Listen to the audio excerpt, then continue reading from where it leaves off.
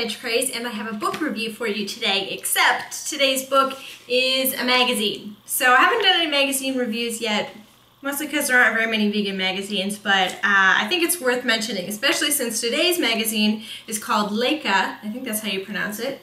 And this is the premiere issue, so I wanted to get this out to you guys right away. I just finished reading it, and I thought now's a good time to get the word out about it so that we can definitely support it, because I would love to see more vegan magazines, and I'm sure all of you would. So here's my review. So this is just the premiere issue, so I don't have a lot to base this on. So maybe a few months down the road, after we've seen a few more issues, maybe I'll do a recap and let you know what I'm thinking of it as we go forward, if you're going to hold off on purchasing it just yet.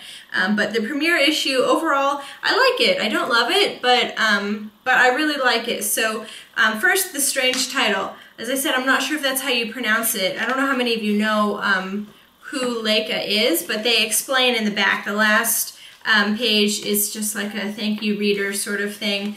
I'm not going to read you the whole page, don't worry, but it says, Laika was a dog and the first living specimen to be launched into orbit on the Sputnik 2 on November 3rd, 1957, as part of the Soviet space exploration program. And it goes on and on to talk about how she was used, but of course she died on that first trip. So that's why they were naming the magazine after her. And then it says, this magazine is a tribute to Laika and to all animals treated unjustly, and is a love letter to a compassionate future. So kind of a cool story about that, and I'm glad they include that on the back. I don't know if they'll include that on every magazine, but I'm sure future readers will be wondering about that. But other than that, not a lot going on the front cover. It's just a picture of a model who is just a random model, not even a vegan model, or anybody that anybody would know. They do include a brief interview with her in later in the magazine, and it's really short, but they're just asking her what it's like to work on a vegan shoot, and she talks about how it's made her think about her food choices. So that's kind of cool. But other than that, not a lot going on here. If you look at it, it's kind of an artsy, has kind of an indie feel to it. So I'll just flip through some of the pages so you can see what it looks like a little bit. I hope that's showing up in the shot okay. But pretty interesting. This definitely has more of a activism, compassion for animals kind of focus, rather than like a foodie focus or something like that. Like if you get Veg News magazine, this is polar opposite. I should do a review of Veg News in here too. But this one is totally different. So there is in the beginning a section for like beauty and makeup, and they have a couple of new product lines, and they try out a couple of products, but that's it really for beauty or makeup. And there is one section on recipes. Let me see if I can find that page for you. Maybe. Here it is, right in the beginning. It's called Taste Notes. Inventive new food items add up to one tasty breakfast. So they reviewed 4 different new products on here.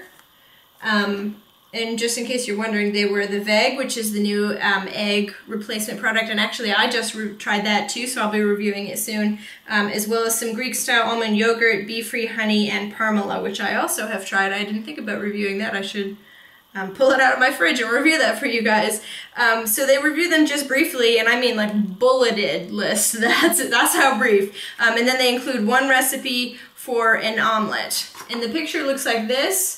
And I made this recipe thinking I could, show you what it looks like and tell you they have great recipes. Oh my gosh, was it a disaster. I mean, it was inedible.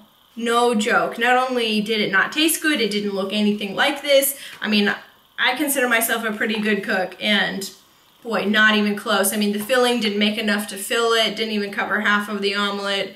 I mean, yeah, and the omelet itself, I cooked it twice as long as you're supposed to, and it was still just goop.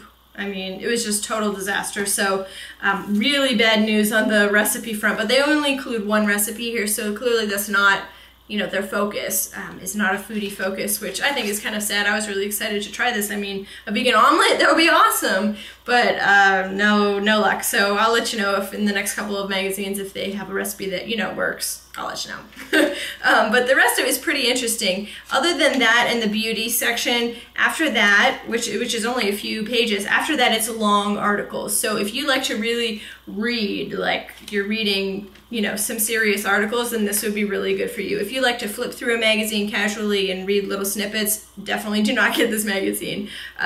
This is something that you're going to want to sit down and spend some time with. I mean, each story is probably 10 pages or so, and they're really interesting. They have a lot of activism. There's some interesting stories about veganism in Europe, and then there's one about featuring a bunch of different vegan activists and what they're doing in their lives and in their communities. Some really interesting stuff. So it's pretty cool, but it's very different, not quite what I was expecting. So if you're kind of in the right frame of mind for that, reading about vegan culture and things like that, then this might be something that you're interested in.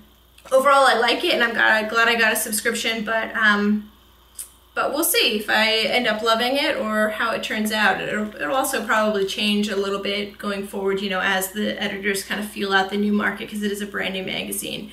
Also, I believe it's quarterly, so it is expensive for the number of magazines that you're gonna get. I ordered this on Vegan Cuts, and I believe it's still available there, so you can get it there. You can also get a digital copy, which is a little bit cheaper. I opted for the paper one just so I could, you know, for the first time, so I could really see what it looks like and well, the quality, basically.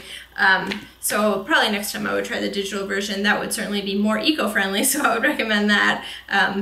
Yeah, so that's my review anyway. Like it, don't love it, remains to be seen. I'll do a comeback video in a few issues from now, I should say, since it's not a monthly publication, and let you know what I think. So if you have received this, I would love to hear your feedback, and especially if you made that tragic recipe, I would love to know if it turned out tragically for you as well. So definitely give your feedback, and subscribe if you want to hear more vegan and natural and eco-friendly reviews, and I will see you in the next video. Thanks so much for joining me. Aloha!